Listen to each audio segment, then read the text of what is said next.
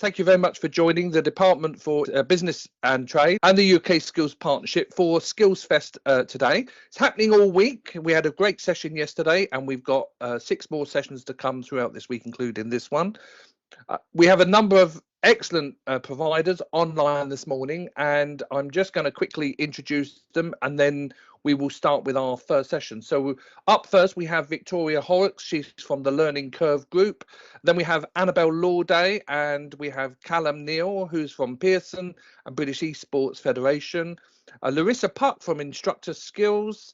We have Runa McNamara and Joan Scott from Habia Qualifi. Alan Howard from City and Guilds. And last but not least, we have Professor Dame Alison Peacock. She's from the Chartered College of Teaching. So a really good mix this morning of skills providers that will talk to you about some of the innovative and creative things that they're doing in the skills space. And, you know, one of the things that we ask all of you is to use the chat system, put some questions in there. We have a Q&A session at the end. We don't take questions in between each presentation, but certainly all at the end. So the only silly question is the question that you didn't ask. So please do take advantage of their expertise and time whilst they're online with you today. So thank you very much indeed for joining.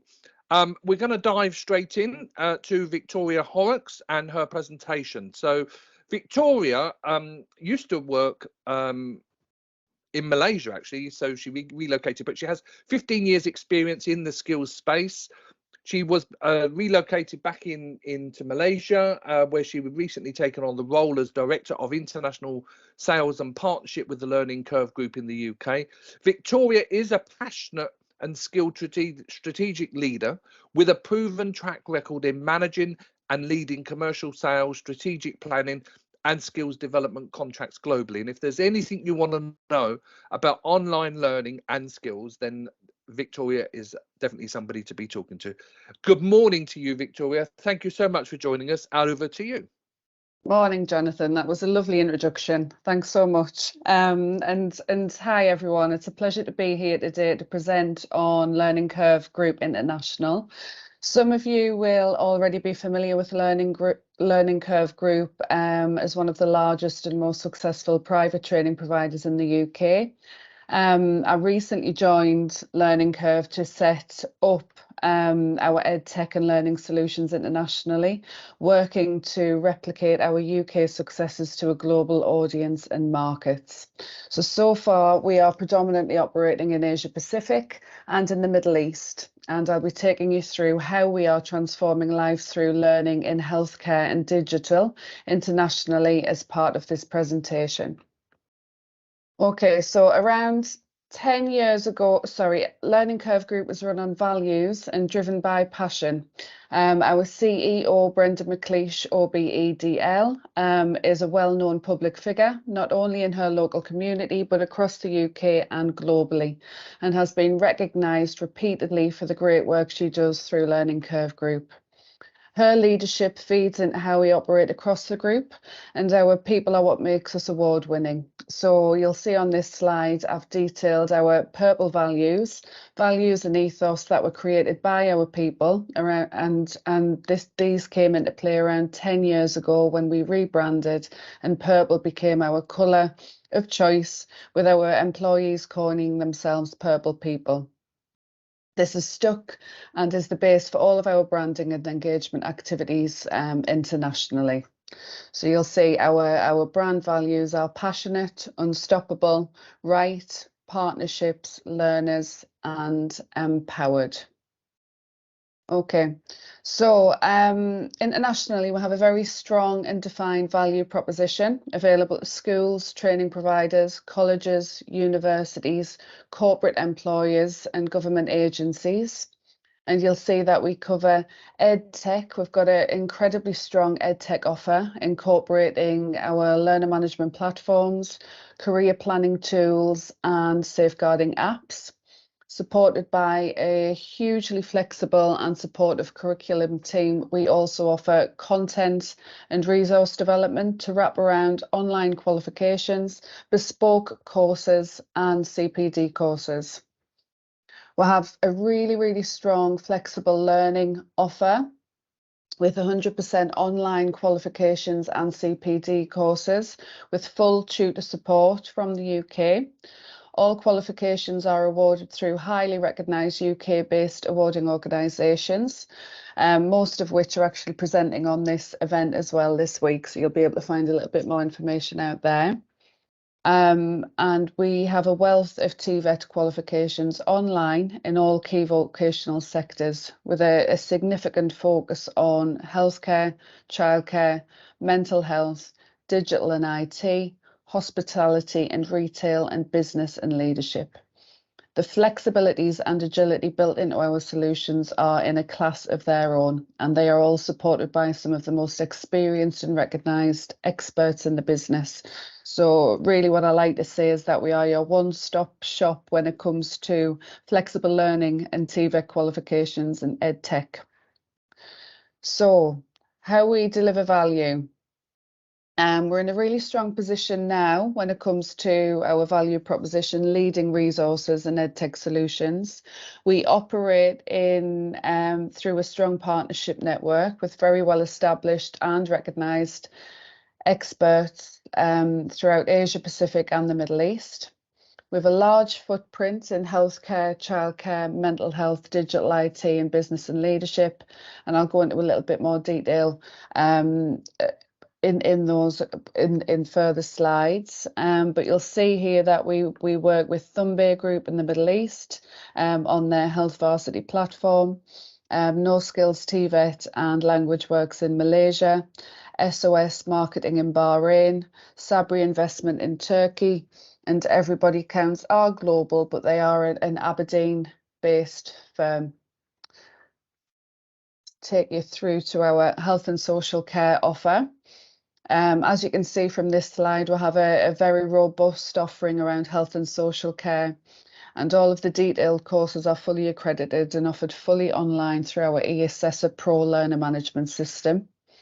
We are working with Habia Group, Health Varsity in UAE, and No Skills TVET in Malaysia, and they've already received a high level of students through, with some really, really positive feedback coming through. So here, when I look at value and impact, I have included some quotes and feedback from students evidencing the impact of these courses on this slide, which are highly positive around the ease of use of our learner management system platform, quality of online resources and tutor support, and most students complete our courses to upskill and or reskill, and it's super inspiring that students do speak so highly of these courses. Moving on to the next slide, which connects in nicely with the healthcare side of things, we can actually see that most of you will know that we are most well known in the UK for our courses in mental health and wellbeing, all of which are fully accredited and fully online through our eAssessor Pro LMS. Again, we're working with Habia Group in the UAE and No Skills TVET in Malaysia.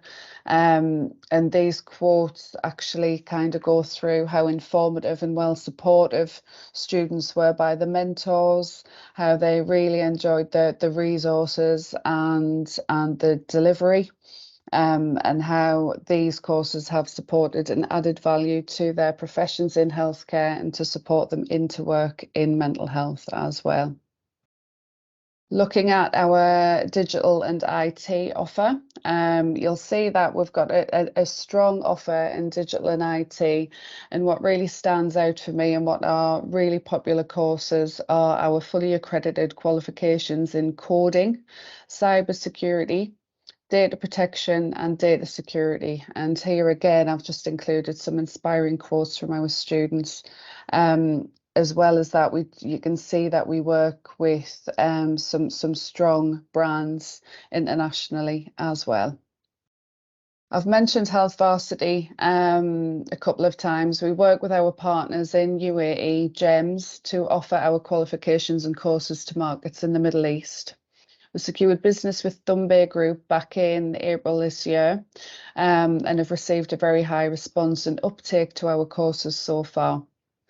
Health Varsity is the brainchild of Dr. Habia Moideen, who is the founder of the Habia Group conglomerate in the Middle East, one of the largest conglomerates in the Middle East. Sharing our ethos of transforming lives through learning, Dr. Thumbe and team are trailblazers and feel there is huge value in our health and social care courses being offered to Middle Eastern students to support in filling skills gaps and supporting the healthcare students and workforces to develop skills for work very flexibly through our fully online solutions. So we offer a range of level 2 and level 3 fully online TVET courses in healthcare, childcare and mental health through the Health Varsity platform in the Middle East, as well as a variety of CPD courses as well. We recently signed an MOU with No Skills TVET College in Malaysia, and I've actually just been in conversations with them this morning around the response they are having from students, both school leavers and employed adults in Malaysia. No Skills TVET are an established TVET college in KL who are dedicated to offering flexible learning solutions to school leavers and employed adults. They are offering the detailed courses, and I've had a fantastic response from students and other organisations in Malaysia as well. So here you can see what I've actually been talking about, just to bring it to life a bit. Our LMS platform, eAssessor Pro, which offers RISE interactive learning. It's mobile optimised and accessible with screen readers. Feedback has been incredibly positive around this and its ease of use to support learning and learners. And we also have the market-leading resources for globally recognised certifications. They are offered in paper and fully online as well. So you'll see we actually at Learning Curve Group commissioned the value of training report earlier this year, and where we engage with key employers and governments to define the value and impact of our training courses in the UK. Whilst this was predominantly focused on the UK, the impact is very relevant to international audiences and economies. So 73% of people agreed that Learning Curve Group courses and training improves confidence and happiness. Learning Curve Group helped 2,000 people into work every year. Learning Curve Group helped working people to perform and progress within their role, and training leads to higher disposable income and standard of living. Business benefits includes improved training to fill vacancies, so talent development and retention, improved employee engagement and higher staff retention. And you'll see around a productivity gain of around 5.4 million. The economic and societal benefits detailed: faster growth and stronger economy of around 206 million, 14% investment in the economy by investing in and improving skills to help support labour market shortages, and a wellbeing impact of around 12 million. We're actually at the end of the presentation now, Jonathan, and I do believe these slides will be shared. You can download our value of training report, and naturally I'm open to any questions that you may want to put to me as well. Victoria, thank you so much indeed. Really interesting to hear about the type of training that's being delivered by the Learning Curve Group, and actually in different situations around the world as well, in different sectors. So really interesting, and thank you so much. I know you'll be back for the questions and answers sessions later. In the meantime, do share your web link and contact details in the chat for our resident viewers to pick up. We move on now to our next presentation, which we've got a double whammy for you now. So we have Pearson Education working with British Esports Federation, and first up is Annabelle Lauday. Annabelle has 15 years experience in international education. She now works as the strategic lead for stakeholder engagement within Pearson's Workforce Skills Division, working with government, key employers and universities across the globe to build strong partnerships and engagement, and to drive employability skills agenda within education. And then following Annabelle, because they're sharing the same space today, we have Kalem Nel. He is head of education at British Esports, is a pioneer, disruptor and trailblazer in esports education. Recognised for his exceptional commitment to digital innovation, Kalem was honoured with a prestigious Pearson National Teaching Award in 2022. And Callum also previously served as esports program lead at Barnsley College and co-authored the groundbreaking esports BTEC qualification. It leaves me no option now but to introduce Annabelle, and as I say, Callum will follow on from Annabelle. Good morning to you both. Thank you for joining us. Thank you, Jonathan, and hi everyone. As Jonathan's mentioned, it's a bit of a double whammy, so I'm going to start proceedings by giving a bit of an insight into myself. I work at Pearson. I'm hoping some of you have heard of us. We're a leading education organisation across the world. My role within that is within the vocational qualifications, so my passion really sits within TVET and the skills and all of the conversations we're having today. What I'm going to do initially is just kind of run you through, I'm hoping, why is it not, there we go, run you through a little high level stats on Pearson itself. I know that some of you will have heard of us, but we're a leader in education across the globe. I think what we really have been known for in the past are things like English language, selling textbooks. Equally, our vocational qualifications, our BTEC qualifications have always been very much part of what Pearson's trying to achieve. But I think over the most recent years, we found internationally the BTEC qualifications are beginning to grow quite solidly. Our focus really is about education, but particularly, as I say, in the recent years, about the global workforce and what vocational education and the role vocational education has within that. We do this quite solidly by working with all sorts of stakeholders. Initially, you'd probably expect us to be working with educators, quite rightly, and we do, but we also have really growing strong relationships at government level, but also with industry. And the workforce skills gap, as we've all been talking about, has really been impacted by the educational system.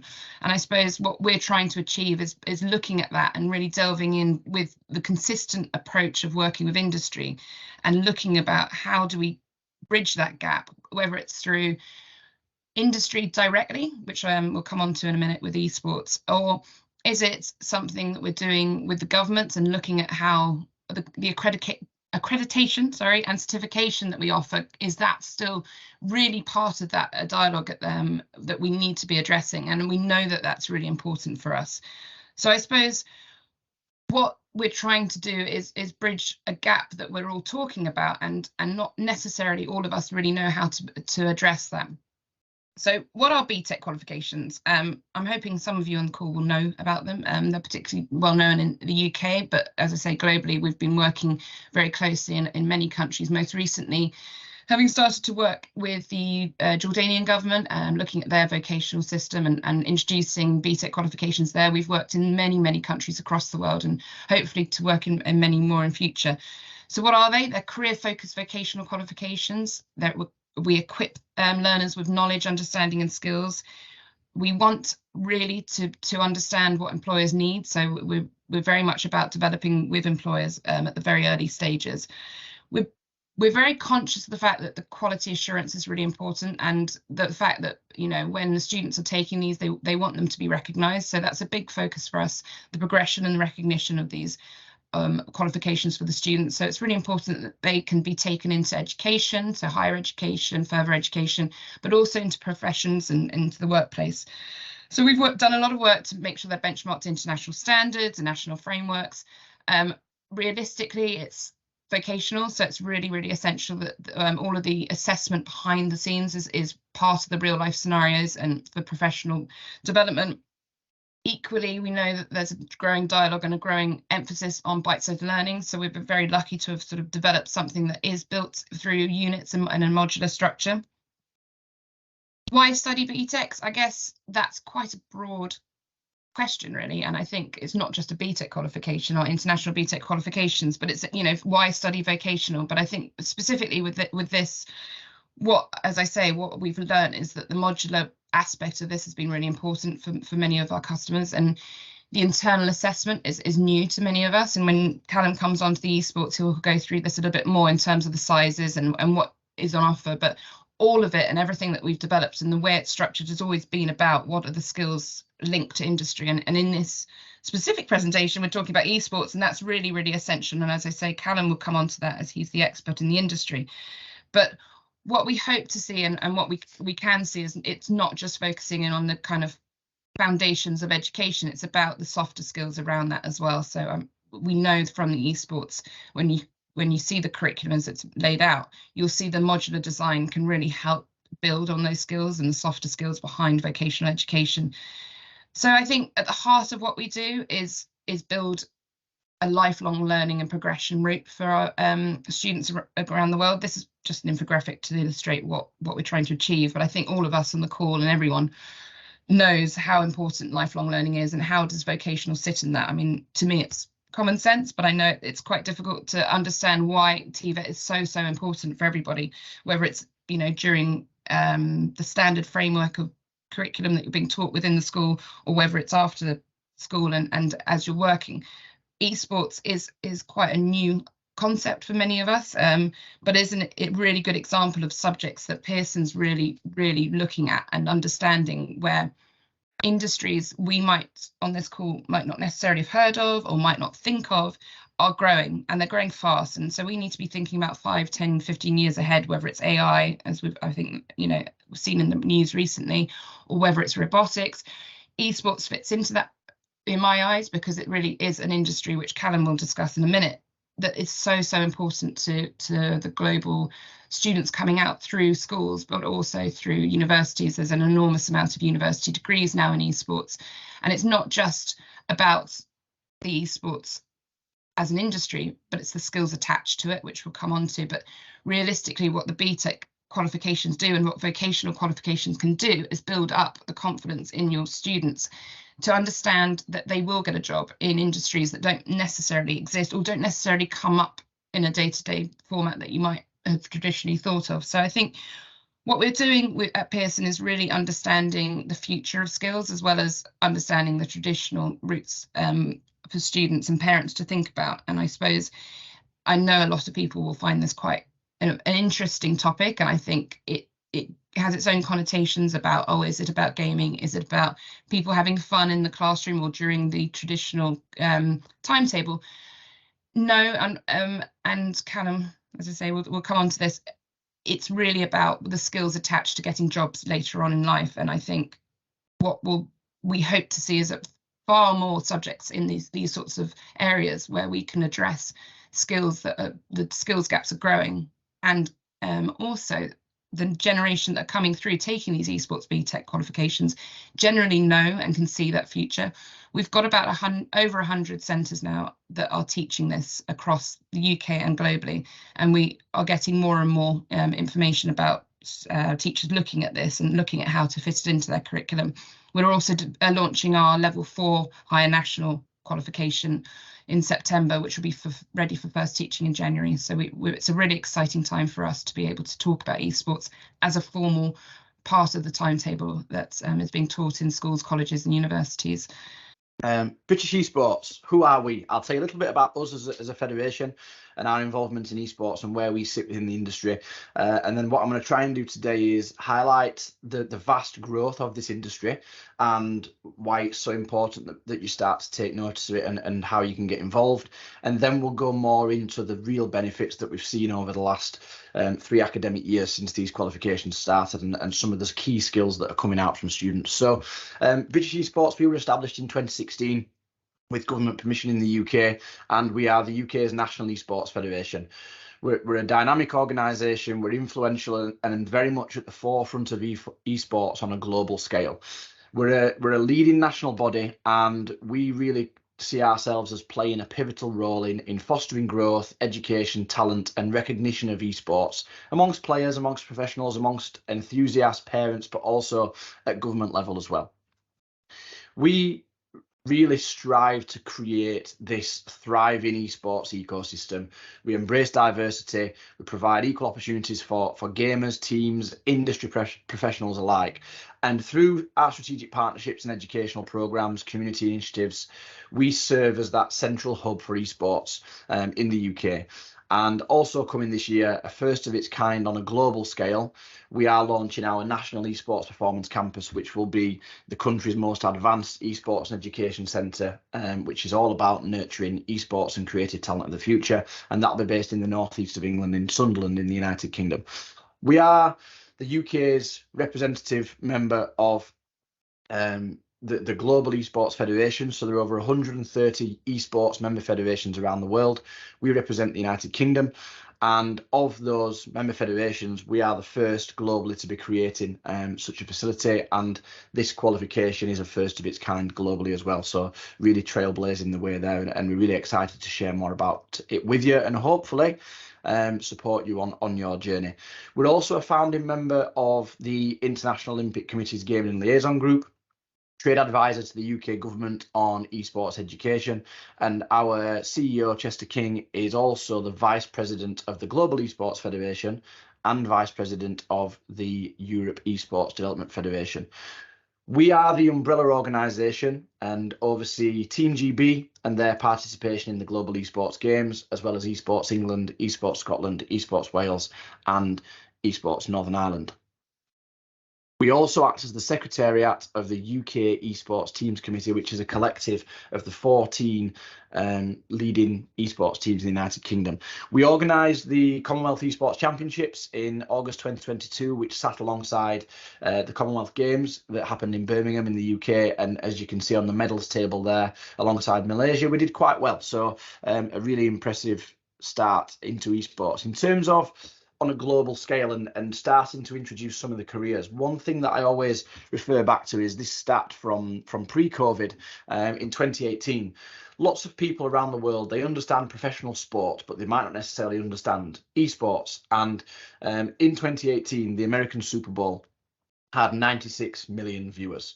So in order for that amount of people to consume esports or to consume professional sport, think about those supporting roles in a traditional sport. Yes, we've got the players, but we need the coaches, we need the dietitians, we need the psychologists, we need the analysts, we need the team owners. We then need people to think about marketing and branding, and we need to get this out there. So it needs to be broadcast, it needs to be produced. We need people commentating and casting on these live events.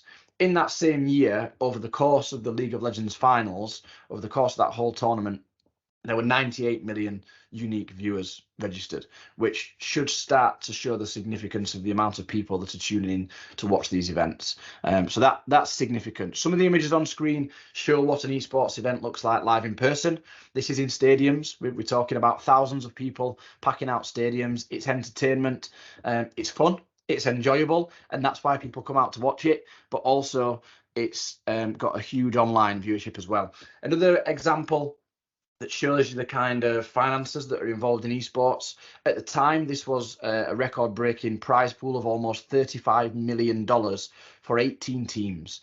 That year, in 2019, the winning team of 5 players won $11 million. So yes, that's the players, but that's as an organisation. So again, there are other staff involved in that organisation, just in the same way that we have in traditional sports.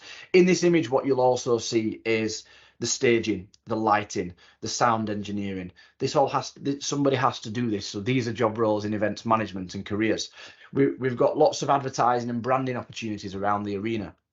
We've got dancers on stage. We've got a full orchestra.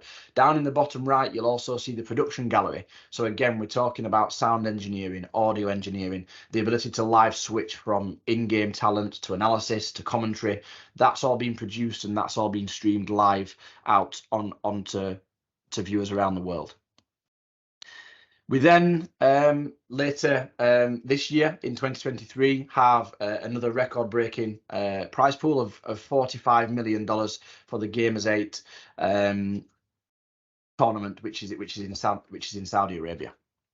So again, just to show you the growth of this in terms of the opportunities that are now existing.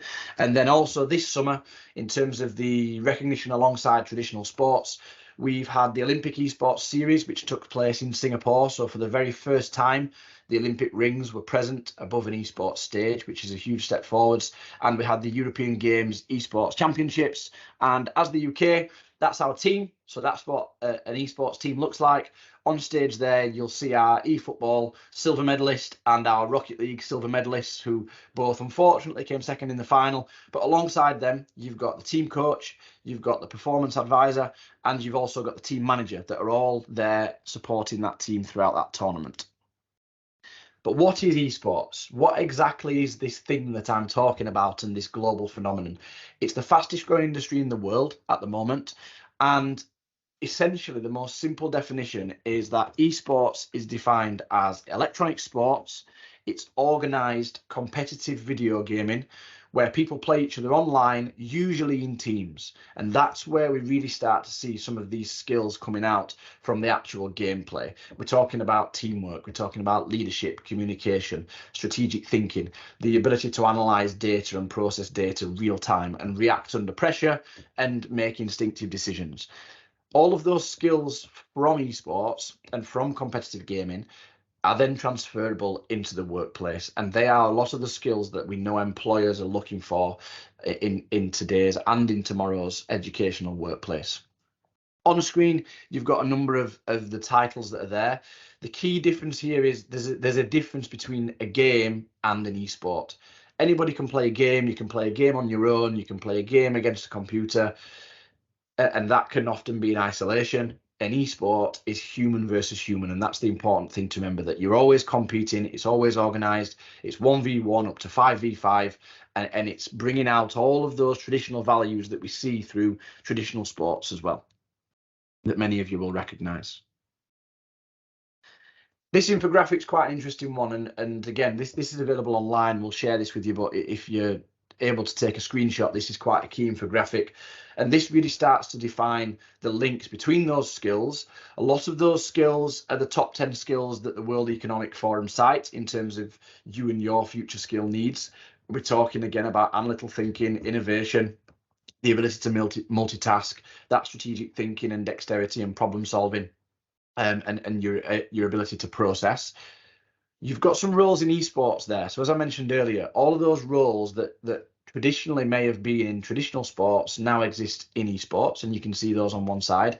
The academic links and the cross-curricular nature, which I'll talk to you about in a second, and then also the different careers in tech, digital and STEM industries. In terms of the qualification, as we said, we've existed for over 3 years now, and we're starting to really see progression into higher education, into the esports industry, into digital industries, STEM industries. We offer, and Pearson offer, online support through a blended learning model, so digital resources to go alongside these courses, and also short online courses to introduce people to esports and how to deliver. In terms of the units and the modules across those sizes, what you'll see here are 4 key parts really in terms of those units down the left hand side. The first of those is esports, the esports specific units. So we're talking about the introduction to the industry on a global scale. What are the skills, what are the strategies, and what sort of analysis methods are used within esports? That also then ties into things like esports coaching and esports events, and into games design and development. The second key strand here is business, and that's where we've got units in there like Unit 5, which is enterprise and entrepreneurship in the esports industry. We then take that a step further by thinking about Unit 10, esports branding. Unit 13, business applications of esports in social media. Then we move that forward further and we start to talk about corporate social responsibility, and we think about esports law, and we think about launching an esports enterprise, and that incorporates things like customer immersion. So we're really equipping students here for the business skills that they're going to need moving forwards. The next strand then is all about creative media and digital learning, and we've got units that students will be covering then: live stream broadcasting, Unit 11 video production, Unit 12 games design, and also computer networking, Unit 22, and shoutcasting, where shoutcasting essentially is commentary. The last element is then the sports part, which is health, wellbeing and fitness, which you'll see on there, linking again into esports events, linking again into esports coaching, into the psychology behind esports performance and the nutrition behind esports performance.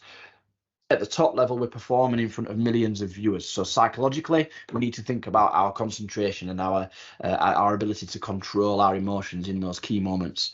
You can see those then within this slide that they're split into those individual areas. So you can start to see the links there into some of the careers and in some other industries.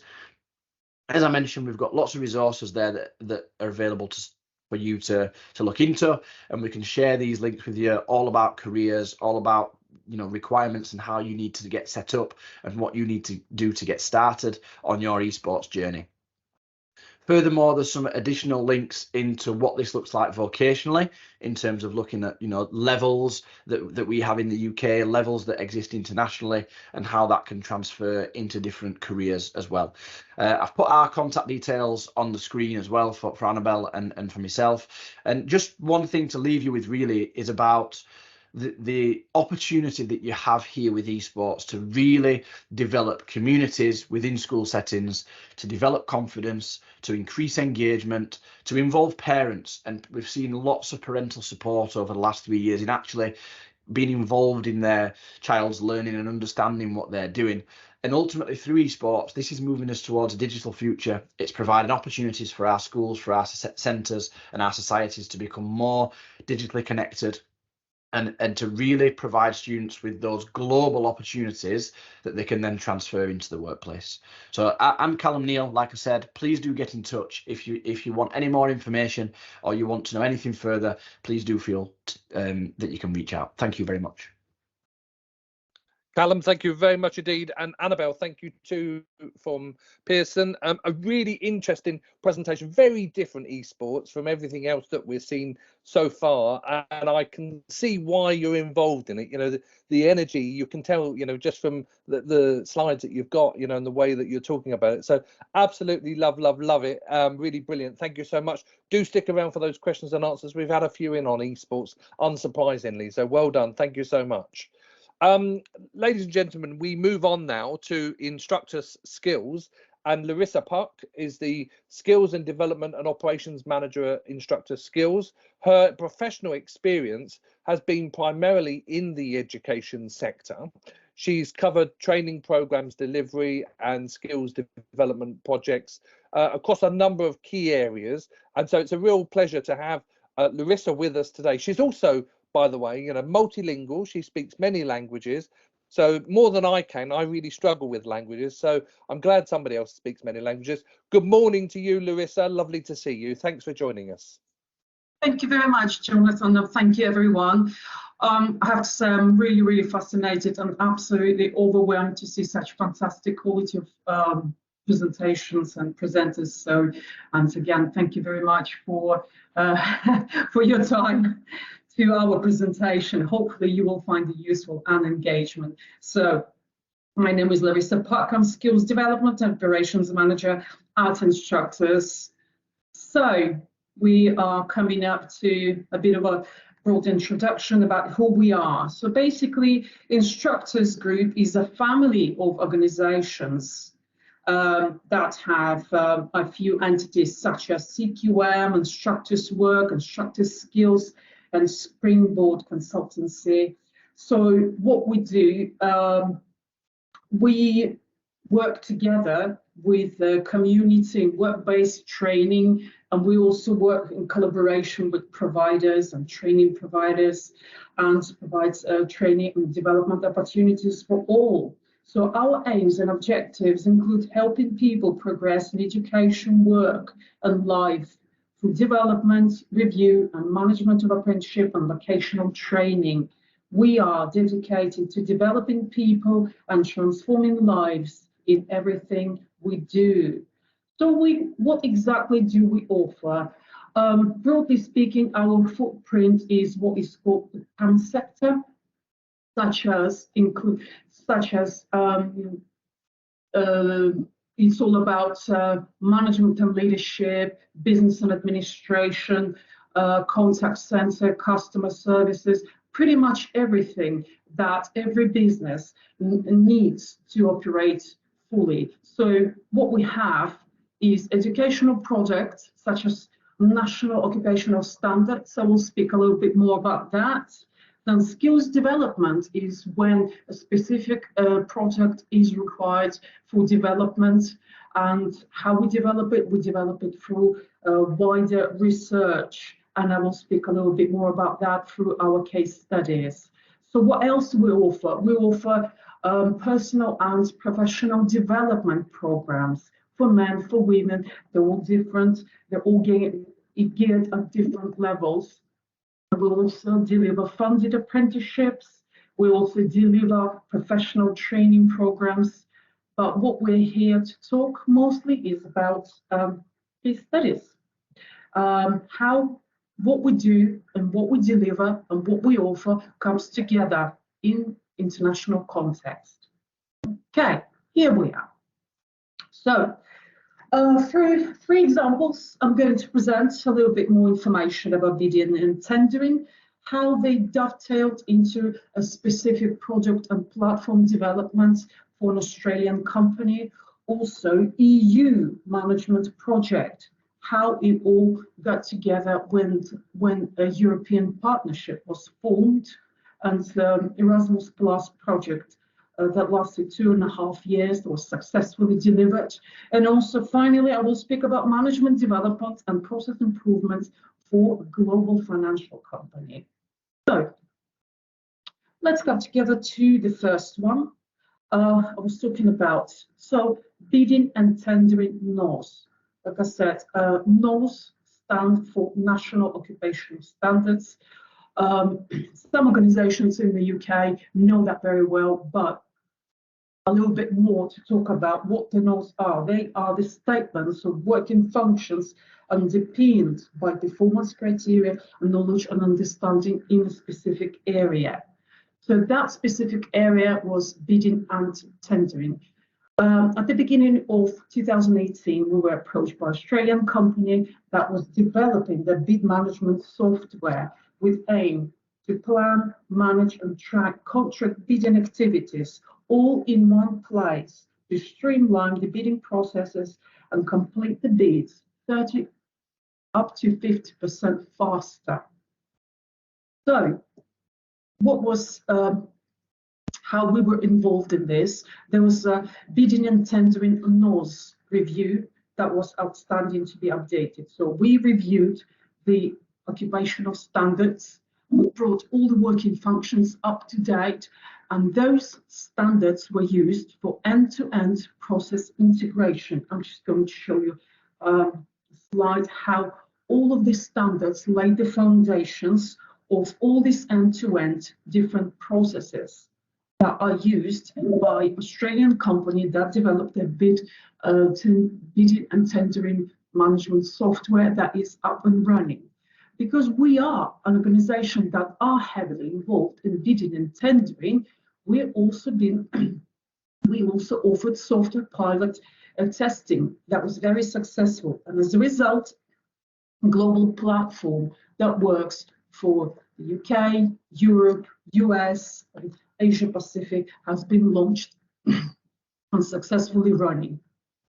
Now I'm coming up to the EU funded project.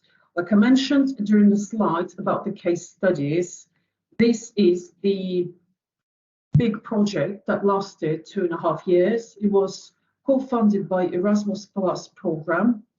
So what it was called a bit of a longer, very long title, which was not very useful at the time. So that's why it was shortened into a very convenient and catchy acronym, CONDAP.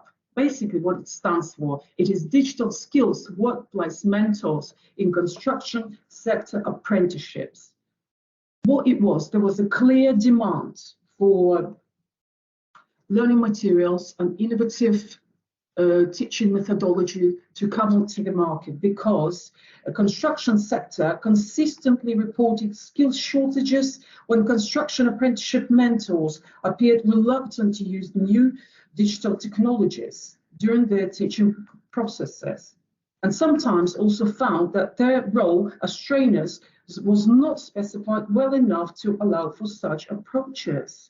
It was essential to develop professional opportunities of high quality and to train workplace mentors how to introduce these new digital methods and innovative content during their teaching practices. So it was working partnership of 5 countries.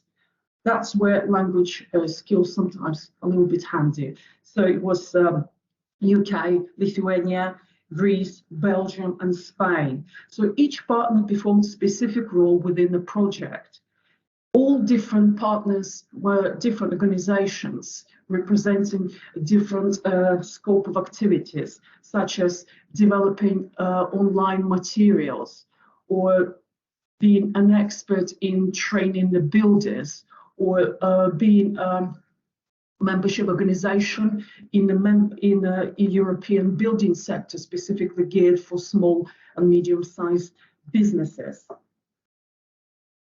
So how it all came together. Through research, which I mentioned at the beginning, we developed and identified training requirements, what exactly the mentors in construction industry need in order to be up to date with fast evolving world of technologies. So those requirements formed the learning outcomes, which were later put into learning units and also teaching methodology. As a result of that, learning materials were developed. So this consisted of 3 teaching units: energy efficiency and sustainable construction, that was developed by the Spanish partners, Polytechnic University of Valencia; digitalization of construction, that was developed by Lithuanian partner, Builders Training Center; and organizational management and communication skills were developed by Instructus, because we are the pan-sector organization that sits in the pan-sector area. So all these learning materials were published on open education resources, and there is a vocational open online course, otherwise known as VOOC, is based on these 3 modules. And also, as a requirement of that project, we launched that website called Comda. And the final one is about management development and process improvement. CQM Consultancy is one of our organizations within Instructors Group family. CQM Consultancy worked with global financial company to drive functional multi-site management development and process improvements. So the training solution was leadership and management development program, and also improving operational performance program. So the type of candidates, there were 200 specialist managers. So developing the group, developing a tailor-made solution. The group wanted to explore the potential to rationalize costs through delivery of sustainable process improvements, whilst also embedding continuous improvement behaviors across the sites. At the same time, a program to develop leadership and management capabilities was introduced in response to a key objective set by the group to increase service quality. CQM training and consultancy were able to provide the teams within the group with the skills to efficiently manage, identify, and resolve ongoing issues that created inefficiencies and also created a waste within the industry. So the whole idea was to eliminate these inefficiencies and waste. So as a result, 2 million savings were achieved. So data was gathered to validate the relevance of each project. The teams were then tasked with implementing the subsequent solutions, ensuring management and continuous improvement skills became an embedded and ongoing part of daily working lives. So that was another successful project that we delivered. And that brings my presentation to a close. Thank you very much. Thank you very much indeed, Larissa. Great to hear about the work of Instructus. Okay, hopefully everybody is still on the journey with us this morning as we move on to our next speakers. Larissa, hang about. We've got a Q&A session coming up at the end, and we'd love you to be involved in that because we've had a few questions come in. Coming up next, we have Habia and Qualifi. Runa McNamara is the director at Qualifi with expertise in qualifications and assessment. She developed qualifications for government, ministries of education in Botswana, Scotland and India. And then we've also got Joan Scott, who is a beauty and spa expert and CEO of Habia.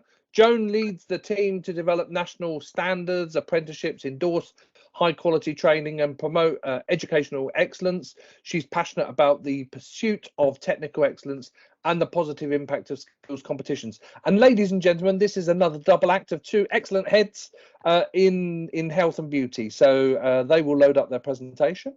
And join us, for this session. Thank you. Over to you. Brilliant. Thank you so much, Jonathan. And we're delighted, Runa and I are delighted to be part of SkillsFest 2023. We want to share with you how we are working together to develop standards and qualifications in health and well-being. So I'm Joan Scott. I'm going to be joined by Runa in a couple of minutes. So just to begin with, a little bit of background. You all will be aware that since the pandemic, there's been a huge recognition that there's been a deterioration in mental health. Many more people are worried about their mental health, anxiety, immunity, and their health generally. And individuals and employers and governments globally are now seeking ways to address this crisis to reduce the anxiety and improve health and well-being and increase productivity of individuals. So as a result, there's a growing appreciation for what we do in our sector, the health and wellness sector, and that need to improve nutrition and reduce stress, increase the quality of sleep, and generally improve the individual's health and well-being, and in the workplace, and generally social wellness too. Now, I'm not sure whether you've heard of the term called democratization of wellness. So this theme is gathering pace very rapidly. And what it basically means is that wellness treatments and services should not be seen as an unaffordable luxury available to only the few that can afford it. So what it should be, the services and treatments should be accessible to all, and well-being needs to be embedded as a fundamental aspect of self-care.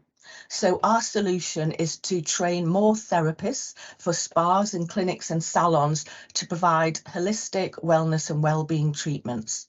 And this obviously will then start, the beginning of this process is to develop standards for safe and effective practice. So that's where Habia comes in. We are the Hair and Beauty Industry Authority. We've been setting standards for probably more than 30 years. We develop national occupational standards, but we also develop apprenticeships, codes of practice, and we endorse CPD and excellent training courses. Now, when it comes to the national occupational standards, these have got to be, and they must be, employer-led standards. It's not educators saying what's needed. It's got to be the experts and the specialists in the particular part of the sector. So if it's aesthetics, or it's beauty, or it's hair, or it's wellness and holistic, we have got to source key experts in the industry that will join an expert working group and work with us at Habia to actually develop those standards. And in the UK, every single job role has a national occupational standard, and it lays out what is needed to do that job role safely and effectively. And these are all available publicly as well, each NOS. So what happens is you will develop with the employers what is needed, the performance criteria, which is a very detailed list of how they perform that role safely and effectively, but also all the knowledge that is needed and the understanding. So whether it's health and safety or legislation or anatomy and physiology or product knowledge, it's everything that is needed for that job role to function successfully and efficiently. So national occupational standards can be used in many ways. Some employers will use them in job descriptions or in appraisals or when they do training. But a main part of NOS is that they can be a fundamental part of developing qualifications. And that's where our partnership with Qualify comes in. And I want to pass over to Runa now to tell you how they are developing qualifications from the Habia National Occupational Standards. Thank you, Joan. Qualify are a UK and international awarding organisation. We've been regulated by Ofqual for over 25 years.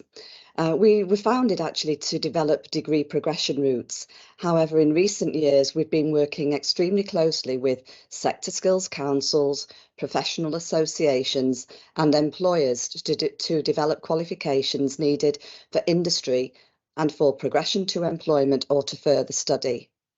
And it's through our partnership with Habia that we've created a diploma in wellbeing and holistic therapies. And we've done that by translating the standards into units, learning outcomes and assessment criteria.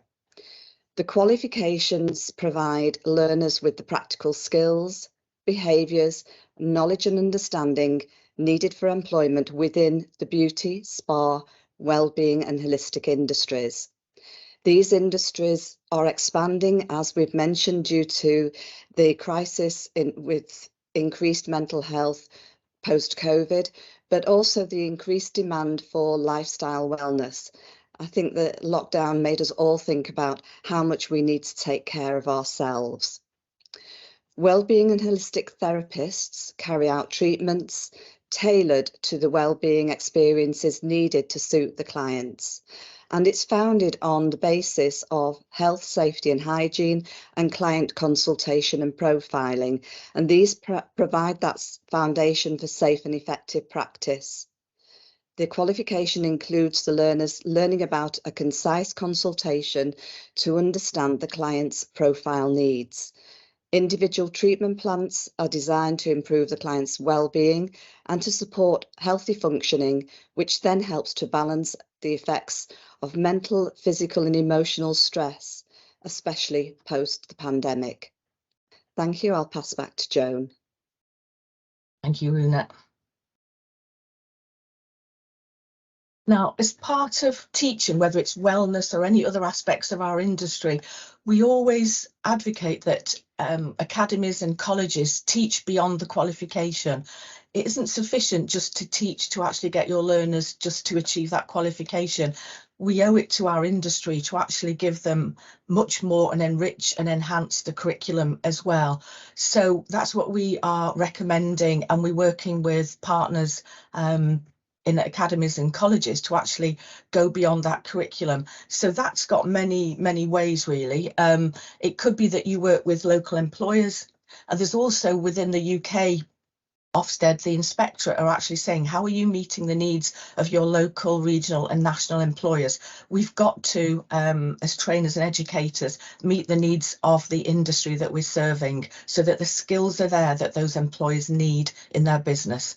So we work with local businesses and regional businesses, if possible, to co-design. So at the planning stage, those employers have got an input into the curriculum, what is needed in the industry, if it's new techniques. So not only is it the qualification, we will get the assessments for that, but is there anything else that we can enrich our curriculum with?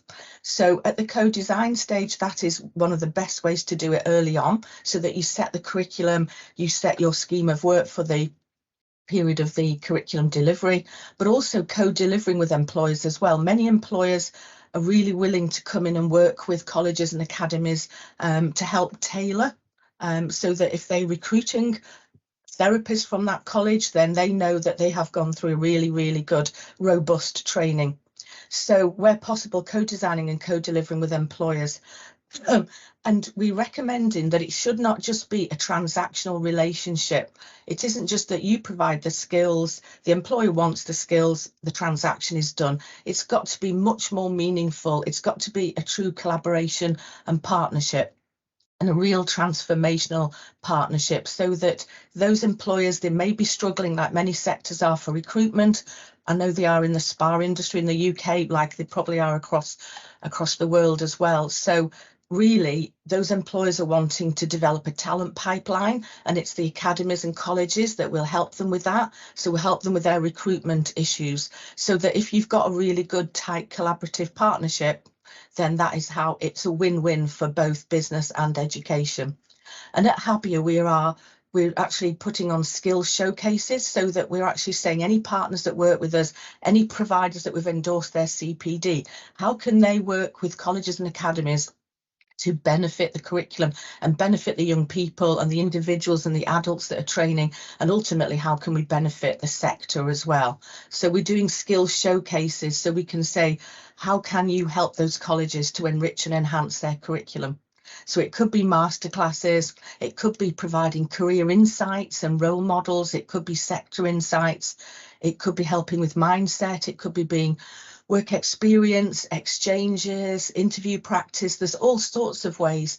And also some are already developing advanced techniques, so that they've done the qualification, they finished that a little bit early, and they're going on to some advanced, it might be like early CPD really, just so that they are more prepared for the industry, and whichever part of our sector, whether it is wellness and holistic, or whether it's aesthetics, facials, manicures, hair, barbering, all sorts of aspects. So that's what we're calling Teach Beyond the Qualification and Enhance and Enrich the Curriculum for the benefit of our industry. And then linked to this, we also recommend at Habia that you get involved in world skills competitions. To me, the benefits are massive. Teaching in a college for 30 years, we've been involved in world skills for many, many years, and it is all about going beyond the curriculum. So not only are you developing the qualification, but right from induction and the start of the programme, the teachers, the educators are actually aiming for those national and international standards that World Skills offer, so that they'll pick the assessments up for their qualification along the way, but they're actually aiming much higher than that. And it is what employers want, it's what parents want, it's what colleges want, because you get a really good reputation for delivering excellence and for delivering skills that the industry requires. So what happens within a college is that you can easily convert your assessments into internal competitions, which are called pressure tests when you work with World Skills. In the UK, we've got a Centre of Excellence that was backed by NCFE and the Department for Education, and all academies, colleges, training providers can be part of the Centre of Excellence, and they provide excellent CPD resources for educators, but also modules for learners as well. And then you can get involved in internal competitions or pressure tests, get involved in local competitions, regional competitions, national competitions, and then with World Skills, you can actually go and join the UK squad and then represent your country.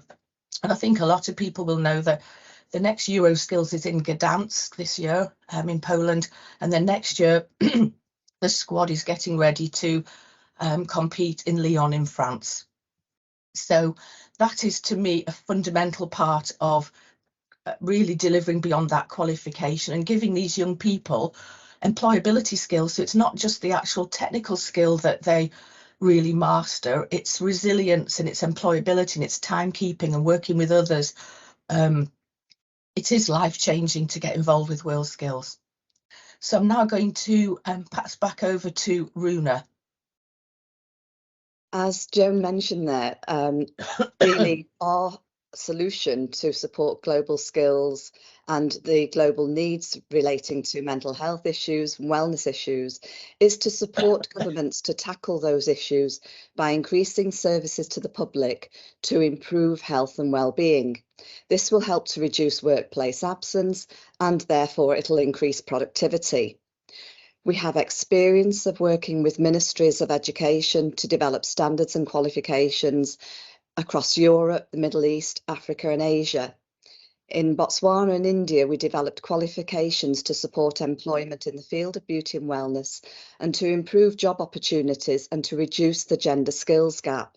In India, it was an India-EU skills development project where I had the delight to be able to be the India senior sector expert for beauty and wellness, working closely with the NSDA and Beauty and Wellness Sector Skills Council.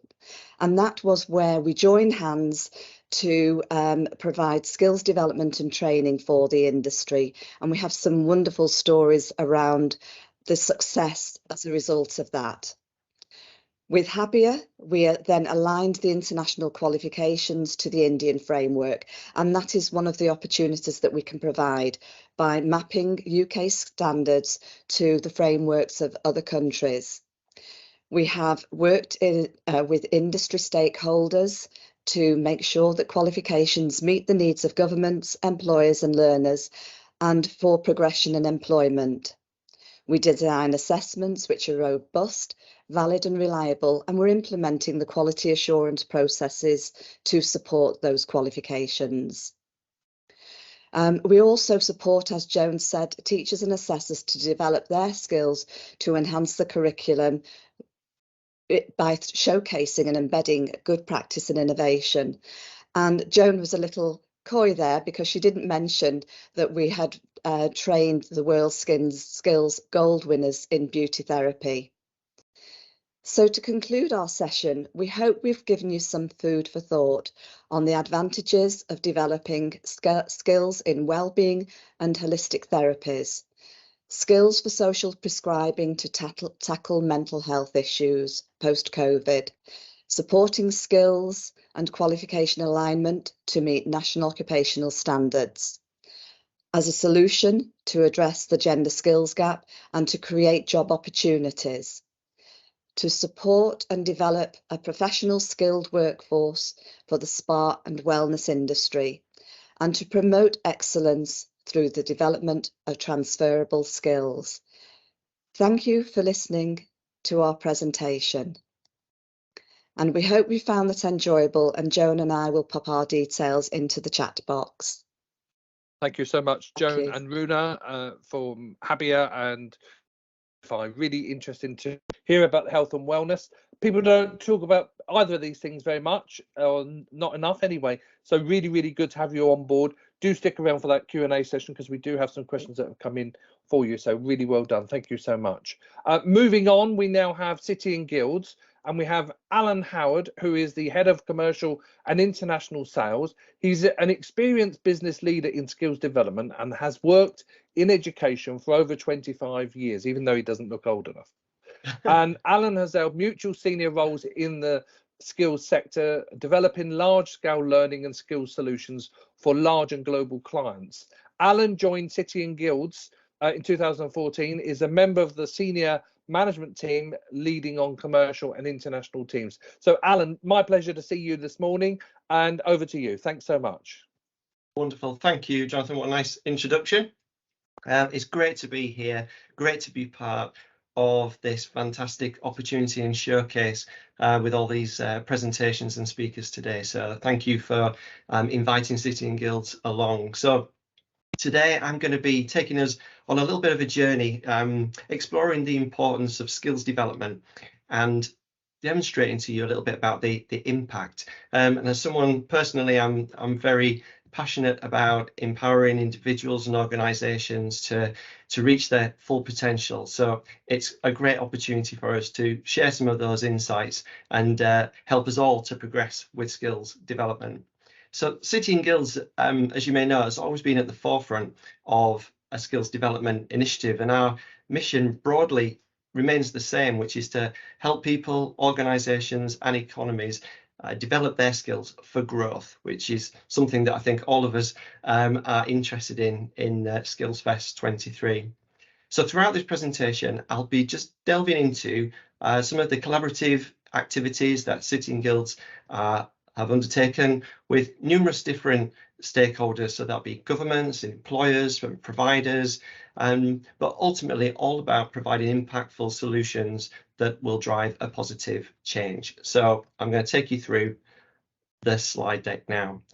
So from City and Guilds perspective, you may have heard of us. We've been around quite a long time, for 145 years, and we've been partnering with individuals, organisations and economies to really look at developing the skills that are needed for future success.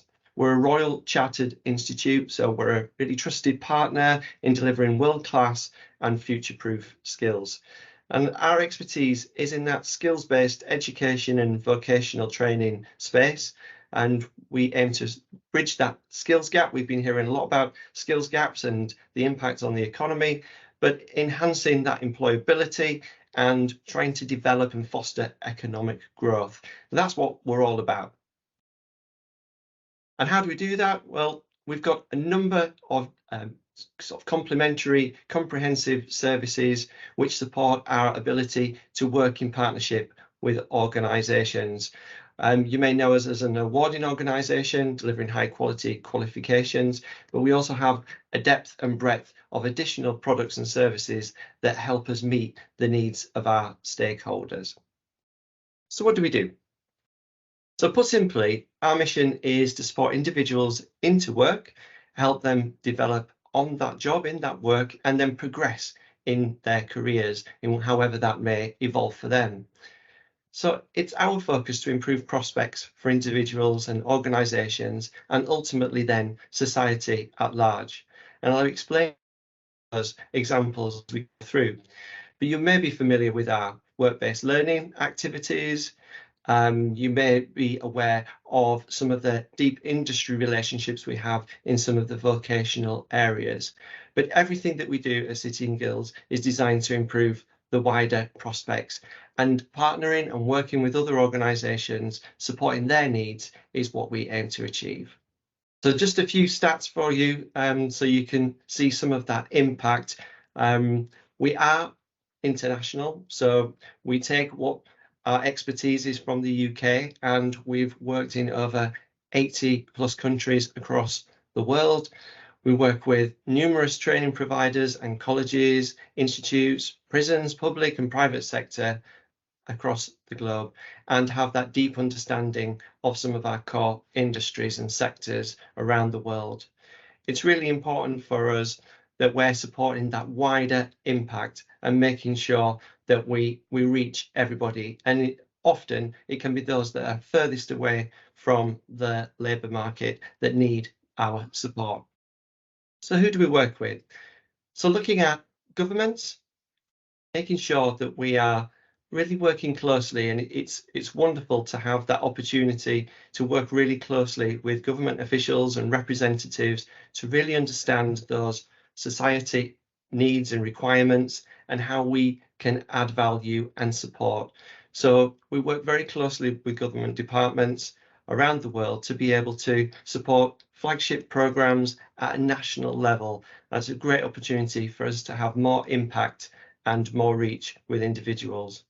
We also work with large global employers, supporting their workforce needs. So looking at their skills strategies, really understanding how we can add value in the space. So in the UK, it's maybe for apprenticeships, but looking globally, it may be around skills recognition, how employers can really benefit from ensuring that they're recognising the skills into their workforce and making sure that those employees are benefiting from a recognition that can then stay with them as they progress through an employer's journey. And then training providers, which you may already be familiar with our work around training providers. So unlocking the potential people through our qualifications, our learning technology, assessment and certification.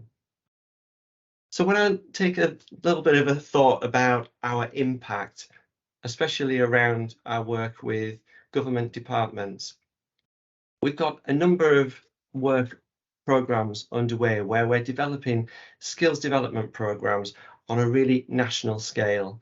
So for example, when I take a look at our work with the Ministry of Education and Youth in Jamaica, we've supported the achievement of over 170,000 English and maths outcomes and qualifications that those candidates wouldn't have achieved without our support.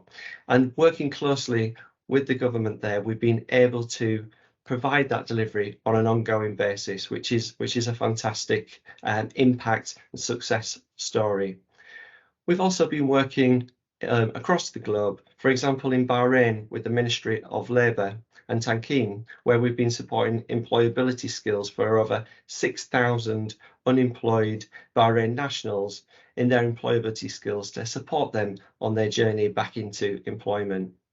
And in the UAE, also supporting the work of the government, such as the Abu Dhabi government, looking at supporting their curriculum developments and their graduate competency frameworks, which will ultimately support over 250,000 students to improve their chances of success in the long haul. We've also worked around the world on a number of skills development programs, such as our work with the National Youth Corps in Sri Lanka. This is an assured program that recognises training, and I'll explain a little bit more about that shortly. And of course, a lot of our work with government often begins with our work in the UK, as well as some of our programs, such as the Ministry of Justice work that we provide in prisons. And that work helps us to support some of our broader international activities working with governments around the world. I just mentioned Assured. So Assured is a global quality mark for learning programs. This is something that all organisations can benefit from, but particularly large global employers who wish to develop and recognise their skills within their own organisation with their own training programs.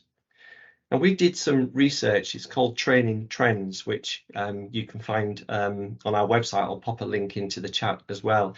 That was a study with 600 learning and development professionals, which showed that 99% of them had seen some of their in-house training fail, which is not a stat that we should be proud of. It's something that organisations need support and help with to make sure that their training is hitting the right mark. So how do they do that? Well, working with us on our assured opportunity and our programme enables us to really benchmark their standards, really make sure that the provision that they're putting in place is meeting our requirements, and then being able to validate that through recognition. And whether that's through a certificate or a digital badge, as you can see at the bottom of the screen, which each individual undertaking that programme would receive, really shows and demonstrates the quality of that training. And that's something that we've seen with large global employers such as Costa and Papa John's, working with City and Guilds or ILM for our leadership and management programs to really benchmark and showcase their skills and recognise their individual people within their organisation to drive them forward and help them progress on their career journey. So for us, we know it's really important that attracting and retaining top talent is really important for individuals, for employers, and society at large. It's been tough for a lot of organisations. It's been tough with the recovery post-COVID, but it's important that we've got a number of different pathways that support that skills development. So it's something that we work really closely by ensuring that we've got a number of different ways to progress through different pathways and help people either into work, through their work, or beyond into the next work. One of the examples, obviously we work in numerous vocational sectors, and such as leadership and management, I've mentioned earlier, hair and beauty, etc. But for hospitality, we know they've found it particularly challenging over the last couple of years. One of our qualification routes is the Global Hospitality Qualifications. So this has been streamlined for industry needs. It's been specifically built for the challenges within the industry. There's a whole heap of comprehensive content to help develop transferable skills and job role specific skills in the industry that helps not just the individual, but also the organisations that require this level of support. We know there's a lot of challenges in the sector, and we're proud to have been supporting different pathways for individuals through the current circumstances. So for us, empowering learners and empowering industries, it's what City and Guilds is all about. So for us, you'll have seen through my presentation the work that we do at various different layers, whether it's partnering with governments, whether it's supporting large global employers and their employees, or whether it's individuals working through some of our respected qualifications. There's a whole depth and breadth of a range of products and services that really help us support and deliver on that purpose that we have as a purpose-led organisation. So as I come to the end of my presentation, I hope you can see how City and Guilds truly wants to equip learners to meet our current and our future needs with all of the expertise that we have in the UK and transporting that to our global stakeholders and partners. I'd be very interested to speak to anybody individually. I'll put my details into the chat and my LinkedIn profile. We have a number of representatives across the globe in areas such as the Middle East, in India, Sri Lanka, Malaysia, Hong Kong, China, and Africa. And I'd be delighted to put you in touch with any of my colleagues who can support your individual needs. But for today, that's my presentation. Thank you, Jonathan, for the opportunity to showcase City and Guilds. Thank you, Alan, actually, for a brilliant overview of the great work that City and Guilds does, and actually over a long number of years as well, which is really exciting because you've had to learn to adapt and change with the industry, with the economies, and you deliver that so well. So thanks so much. We do have some questions that have come in, so do hang around, and we'll catch up with you again shortly. Yeah, thanks very much, Jonathan. Indeed. Thank you. So next up we have Alison Peacock. Okay, let me just introduce you first, Alison, if I can. So Professor Dame Alison Peacock is Chief Executive of the Chartered College of Teaching, a new professional body that seeks to raise the status through celebrating, supporting and connecting teachers to provide expert teaching and leadership. Prior to joining the Chartered College, Dame Alison was executive head teacher for the Wrexham School of Hertfordshire. Her career to date spanned primary, secondary and advisory roles. So really experienced in teaching and teaching education. So Alison, over to you. Thanks for joining us. And just say next slide and I'll turn the pages for you. Thank you very much indeed, Jonathan. It's a real pleasure to be here. Now, I'm sure everybody on the call can think back to a teacher that really made a difference to their lives. And the Chartered College of Teaching is absolutely committed to supporting those teachers, to building their expertise, to giving them the knowledge that they need to transform lives, because essentially that's what teachers do. So everything that we're about is about how we further build the respect and knowledge of the teaching profession. And if you're involved as a teacher or a teaching assistant or a governor or educationalist or just an interested parent, we're really keen to share with you the work that we're doing. If we could have the next slide, Jonathan, thank you. So we're a professional body and we started membership in January 2017. So really quite a new young player on the scene. We've built that membership extensively across the UK, and we're now very keen to enable colleagues to join us from across the world, should they wish. The idea is that we collect, if you like, a group of colleagues together who can really share in a professional way the ideas, the methods that are working for them in classrooms, the research that is making a difference to them, and so that we can just improve the quality of what we do across schools across the world, because we believe that our children really matter and our children are our future. If we can have the next slide, Jonathan. So we're called the Chartered College because we have a royal charter. And this royal charter, which is framed in my office, gives us the right to be able to offer chartered qualifications.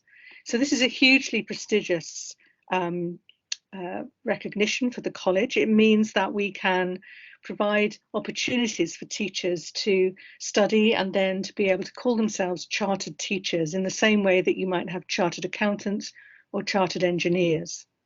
But along the way, before becoming chartered, we also have a whole range of courses that are available online on our website where you can gain accreditation.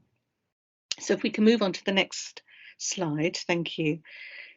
We know from research that teachers are really important to the academic outcomes of their pupils. So in fact, it's the quality of the teacher, not the quality of the school building, not the quality of the structure within which teachers work or anything else. It's the quality of the teacher in the classroom that makes the most difference to the students. And so consequently, that resource is a very, very valuable resource. We can't afford to waste that resource. We can't afford for people to come into teaching and then never develop over maybe 25, 30 years of their career. We need them to be lifelong learners. And we know that the vast majority of teachers are incredibly keen to learn and to evidence their learning. If we can have the next slide, Jonathan, thank you. If we look at this Venn diagram, we can see that there are factors that really build towards creating what we're calling evidence-informed practice. So not any old practice, not any old teaching that just feels intuitively right, but evidence-informed practice. And it's a combination of all of these factors on the slide. So looking at the best available evidence from research. So the Chartered College enables colleagues who join us to have access to a huge database of educational research. And then we provide syntheses of this research, because actually, although it sounds very tempting to go online and access tens of thousands of articles, it pretty quickly can become overwhelming. So we've got that huge database. Then we've got the combination of that alongside teacher wisdom, experience, expertise, professional judgment. those two things together create what we call phronesis, that notion of wisdom combined with evidence of expertise, and then also combining that with the individual circumstance of the teacher, the setting, the system, the background for your classroom, your school, your group of schools. All of those together combined, we believe, creates what's known as evidence-informed practice. If we can move on to the next slide, thank you.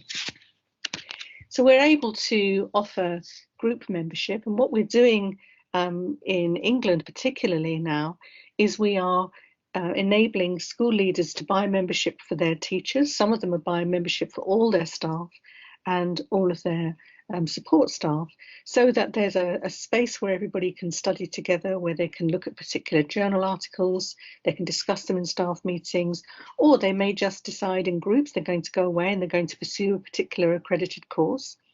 So we have courses on all kinds of things, courses on mental health, and we've been hearing this morning how really important mental well-being is for our students, but also for our teachers.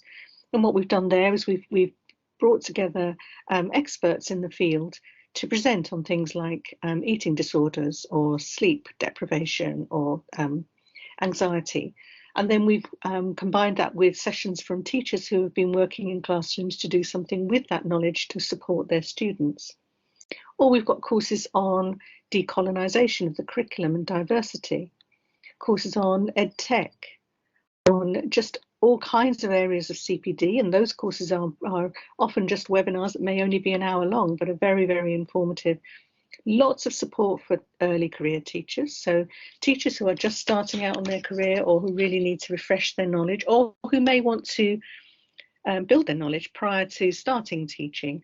Got a huge early career hub. Another hub which is all about early years and early childhood and supporting our very youngest children. And then units on leading inclusive schools. So all of these things, once you become a member, are completely free to you, and some of them are accredited that you can download a certificate. We have a look at the next slide, please. We've also introduced a peer-reviewed journal. Now, when I started teaching, which you may be able to tell was quite some time ago, I would have loved for there to be a peer-reviewed journal for the teaching profession. There wasn't. There was a newspaper that had gossipy type news around education, and then there was some glossy magazines that were about ideas for art and design, those kind of things. But there was nothing that was about evidence-informed practice. And this journal is published 3 times a year, and it has content from both teachers and academics who contribute to the journal together. There's always a theme for the particular journal, so that people can deepen their knowledge. Members tell us that they just love receiving these journals. They come through the post, come to each member's home, and teachers love to collect these kinds of things. But essentially it's about building that collective knowledge. If we go on to that next slide, thank you. On the website we have a huge number of articles, videos, case studies. All of these are available to deepen teacher understanding and knowledge, and may just be something to just of great interest, or maybe the focus for a staff development session. It's really up to you as a professional how you use these resources, but the quality that we focus on is absolutely at the heart of what we're about. If we can have a look at the next slide, you'll see our research hub. Yeah, if we go again, that's it. And again, thank you, Jonathan. And another one there. These just illustrate some of the range of different features that are on our research hub. We have full-time researchers who are employed by the Chartered College, who are able to respond really quickly to particular areas. So when the pandemic struck, we were able to do some Europe-wide research looking at the impact of this kind of school absence on children. We then did an international study, similarly looking at what we might learn from previous disasters where schools had been closed, for example, in New Zealand when schools had been closed following the earthquakes. All of this agility in terms of being able to respond is really part of what we're about at the Chartered College. We want to be the voice of the teacher, but we want to make sure it's an informed voice to really support our agency and development. Now, if we move on to the next slide, we also have chartered pathways. Now, I spoke about this a little bit when I showed you the picture of the charter. This means for graduates who are working overseas, you're able to apply to be part of the chartered pathway if you're working in a British international school. And you can do this online. If you're working obviously in the UK, that's similarly, that's available to you. You only need to have a degree. You don't need to have QTS. But we recommend that you have 3 years classroom experience before beginning this chartered pathway. If you then pursue the pathway, there's reaccreditation every 3 years. And the point of this is that it's not a qualification, it's a status. So it's about making sure that that lifelong learning continues. Each module towards charter status has certification in a standalone way. If we look at the next slide, you'll be able to see the different modules that exist. So here we are, you can see that the first thing you need to do is to register as a candidate. And then the modules in the blue, they can be done in any order, but we recommend that the Certificate in Evidence Informed Practice is the first module that you may study for. This is really to build your confidence and knowledge about research processes. And then there's an examination, a link to your professional knowledge. So, this is not for the faint-hearted. This is to really demonstrate your skill, your expertise, your growing knowledge as a teacher. If you're going to have post-nominals or C-Teach after your name, clearly we need to make sure that this is a really rigorous process. So there's an online exam. There's also a Development of Teaching Practice Award, which really looks at a particular area that you choose within your classroom teaching practice to focus on and to show impact in terms of your reading and development around a particular area of inquiry. And then there's a Certificate in Education Research and Inquiry, which is something you might want to do. Many schools are, instead of using performance management as a kind of an interview at the end of the year, they're saying to teachers, go away and study something that you are interested in, and then produce a poster that you can stand and talk about at an end of term exhibition. So, teachers would have a research exhibition where they're showing these things. This certificate makes sure that that process is really rigorous and that you're not just kind of off on a kind of maybe biased kind of particular study. You're looking at something in the round and making sure that your findings are really robust. And then once you've passed all those assessment units, and each of them, as I've said, are individually accredited, then there's an opportunity to apply for chartered status. And we have a graduation ceremony in England annually. If we move on to the next slide, please. You'll see from these comments that teachers who engage with the chartered route really feel that it's made a massive difference to them in terms of their self-efficacy, their confidence, their capacity to use evidence to support their teaching. And certainly one of the things that I really feel is really important is that you'll understand the education system is subject to a wide amount of accountability measures across the world, and being able to confidently decide what to do within your classroom, but then also evidence why you've made that decision and why you know it's the right thing, is hugely beneficial in terms of being able to explain and articulate practice really clearly, whether it's to inspectors, to senior leaders, or to parents, or in fact to children, maybe even to children. If we move on to the next slide, please. And then to become a fellow, you can move on, Jonathan. Thank you. So to become a fellow of the Chartered College is the highest tier of membership that we have. And this is available to anyone who has been teaching 10 years or more, regardless of where you are in the world. But there is an application process, and the application process means that someone needs to nominate you, someone who knows your work. They don't need to be a member of the Chartered College, but just to nominate you. And then you need to provide a reference and fill in an application to say why your fellowship matters, what you're going to be able to do to support the overall development of the teaching profession.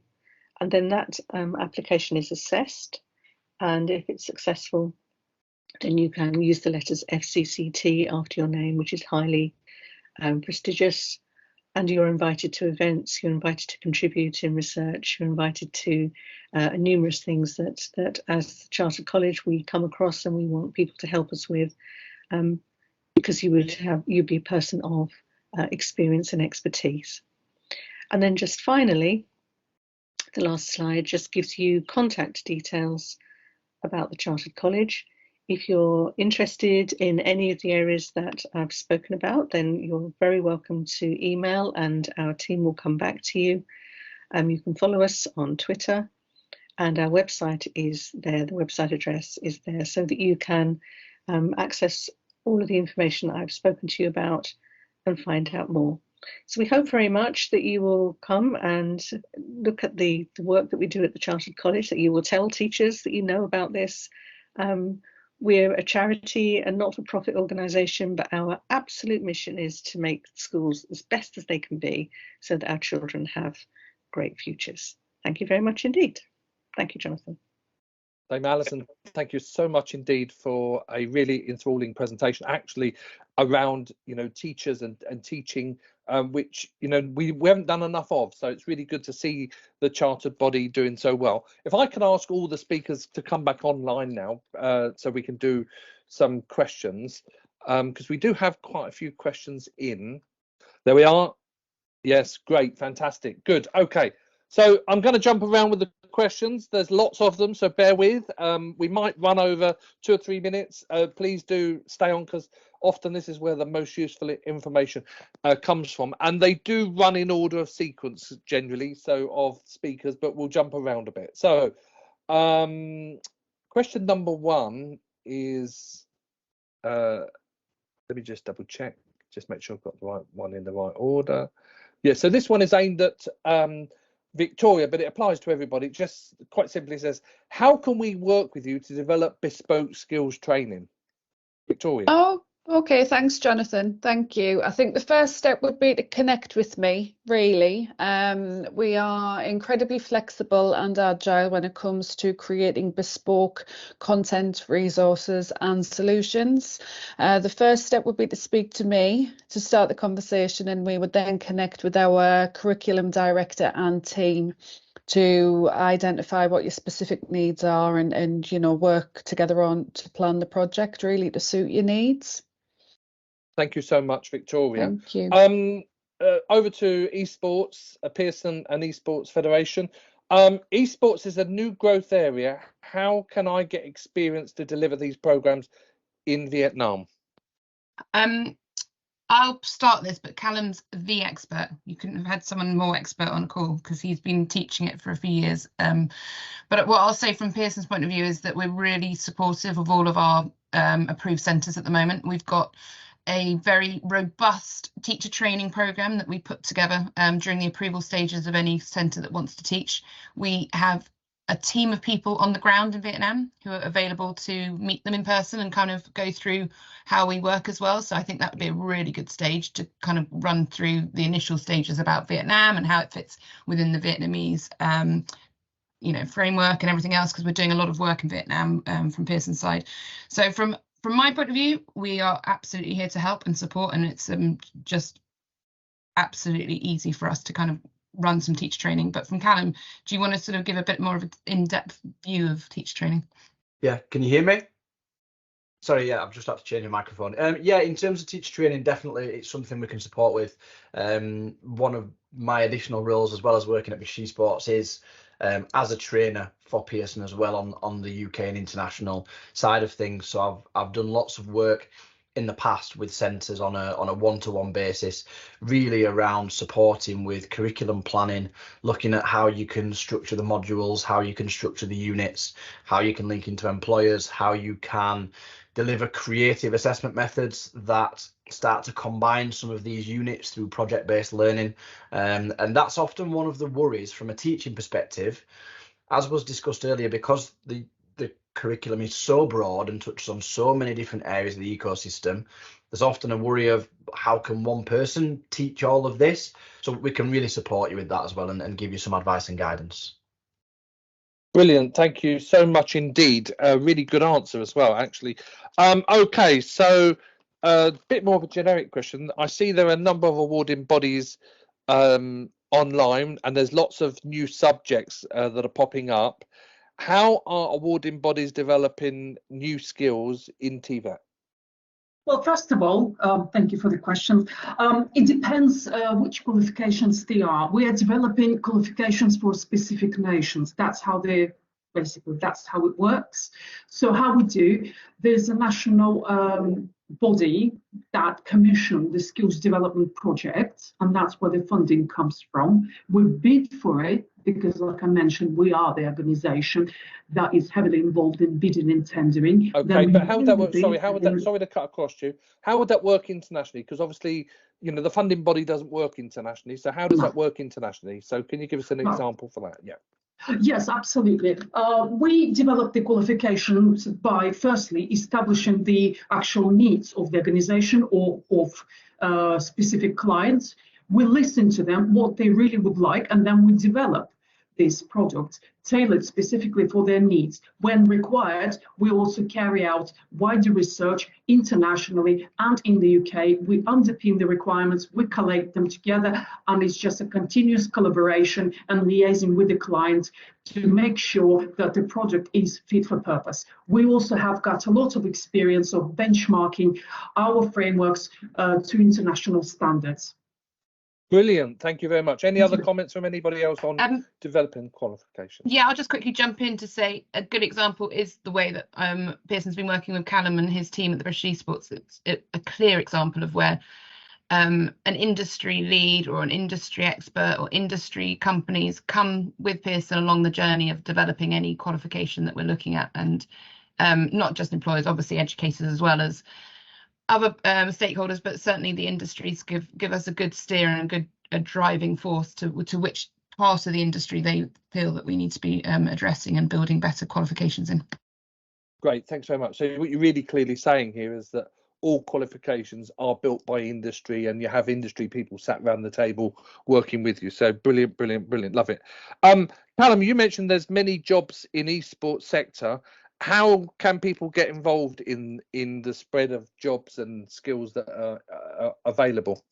And there's a second question on that, so we'll cover that as well in a moment. Yeah, I think an honest starting point for anybody looking at the esports landscape, I would just say by starting with research on who's in and around your country, your local area, your region.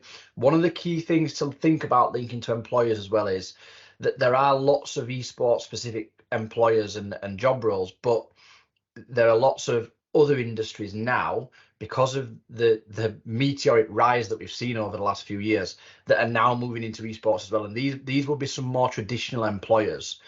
The other thing to think about with that is matching up the skill set that we talked about earlier, that these key skills that are being developed through esports and education within this industry, making employers aware that this generation of young people that are coming through our education system with these passions and with these talents have these skills, and often there are some employers that are still not aware of that as well. So what I would encourage you to do is think about your local area, think about your region, and who do you have in that region that is going to value the skill set that we talked about in relation to esports, and trying to match the two together. Great, thank you. Second question on that is, what other skills are taught as part of esports, for example, STEM or soft skills? In terms of the softer skills, we're key skills for the communication, leadership, strategic thinking, analysis, time management, organization, and then we're linking into STEM skills. We're looking at things like data processing, engineering, games design principles, coding, etc. Thanks so much indeed. Question for Dame Alison now. Can we take part in teacher training at our centre in Malaysia and our sister centre in the Philippines, and how do we do this? So in terms of initial teacher training, that's not what we do, but in terms of further training beyond experience in the classroom, then we do. So if teachers in Malaysia want to be involved in developing their CPD, their professional learning, or becoming chartered, then it's simply you just need to visit the Chartered College website, and you can email us for further information with those links that I provided at the end of the presentation. Thank Brilliant. Thank you. Thank you so much indeed. Another question, so anyone can answer this one, is, and it came up in the chat, and I think it was in response to something you mentioned, Larissa, around funding, but obviously in an international space that's not relevant in the same way. But it says, how can UK organisations help us with sustainable funding strategies in delivering skills with international partners? Well, I think that should probably depend on clearly identified business case and clear demand. If there is a demand, no doubt there will be the way. Okay, so just about making sure that it's about as best as I can pretty much identify or put my finger on. Okay. And Jonathan, just quickly, I mean, there's a lot of companies and products and services in the industry now that is identifying skills gaps via AI. We've Pearson itself has a product called Fathom, and we're working with governments at that level. We're identifying skills gaps via this software, looking at where we can fundamentally change some of the direction of the education that the governments are working in. And I think that might, it's a bit kind of forward thinking, but it is kind of AI is a bit of a broad answer, but AI is really helping that identify those gaps for 5, 10, 15 years ahead of us. Great, you heard it here first. AI is shaping skills. Fantastic. Jonathan, if I could also add that it is also about working with the training providers, industry, employers and the government to find out what the government agendas are, and where there is an agenda that resonates across all parties, then we can work together to identify whether the training centres want to adopt UK qualifications or want an adaptation, whether they have a skills framework. It depends where they are in the development stage, but that's what we can help with. And if it might be that they actually want bespoke endorsed programme to start with, to then lead into a regulated qualification. But it is a point about addressing government agendas as well, and if training providers can provide the skills that are needed for the industry, then it's a win-win situation for everyone. Excellent, thank you. Question, I think it's aimed at Alan, because it says, I saw the City and Guilds Kenio logo on your chart. Can you tell me more about this, please? Yeah, that sounds like one for me. So yes, Kenio is part of the wider City and Guilds family, and Kenio provide learning platforms and learning content, so more operating in that e-learning space. So I'd be more than happy to facilitate joining up there and providing more details. It might be something actually we can put in our pack, Jonathan, that comes out as part of the SkillsFest follow-up. But yeah, that's part of the work we do. So they work with large global employers, loads of different stakeholders in that learning solution space. Thank you so much. Yeah, and it is worth just saying at this point that all of our speakers will have the opportunity to share additional information. So all of this will be made available with the presentation, with the recording, and any additional information on Friday on the UK Skills Partnership website. Not in this thread, it'll all be on the website afterwards. So do watch out for that on Friday, everybody that's online at the moment. Another quick question. Open to everybody. How can you help us build lifelong learning in TVET skills and education linked to jobs? Jonathan, I think if I just jump in quickly there, for me, I think that keyword is collaboration. It's used a lot, but I think in its truest form, that really is where the sort of secret of success is, where actually just listening to all my peers here speaking around the infrastructure with governments and employers and learners, actually as all working together, joining up, making the most of the opportunities we have, I think will lead to that sustainable lifelong skills. So I think it's more and more collaboration at every opportunity. Fantastic. Any other comments? No? Okay, question for you, Dame Alison again. I love the idea of raising standards for teachers. Does this include teaching management and leadership in education? Because it's often those people above teachers that need the help. Yes, in fact, we do have a route for leaders. So we have a chartered leadership route. And I talked about leading inclusive schools. That's a series of webinars that are designed for leadership teams who are leading organisations to work with teachers, teaching assistants, governors, but also with business managers. So yes, it's for the whole education system. We need to make sure that we're providing the best we can for everybody. Brilliant, thank you. I think this question must be for Joan and for Runa. The health and wellness training looks really exciting. Really love what you're presenting. How can I get this in my institutions in Vietnam and Indonesia? Well, as my other colleagues on the call have said, it's really first of all about connecting. Joan and I will connect with whoever is interested in that, have a discussion and see how we can develop from there, look for learning and teaching and development and partnership opportunities. But it really will start at what is the current experience in that area. They may well have lots of experience. And it was quite interesting that some of the Far East countries have come to me to help them to develop qualifications in complementary therapies that actually originated from the East. So it's actually about finding people's own strengths and good practices and then seeing how that can be tailor-made into qualifications that then have robust assessment attached to them and can take forward into employment and industry. Do you want to add anything, Joan? No, absolutely agree. We'd work together, wouldn't we? So if they want to contact us, we would have an initial call about it, I think. Brilliant. Thank you very much indeed. I do have one question left, and it really is open to anybody. What is the process for our centre to become approved to deliver qualifications? I think it's more about has anyone got a kind of, a 1 minute like overview of what's the process? Yes, I'm quite happy to jump in there.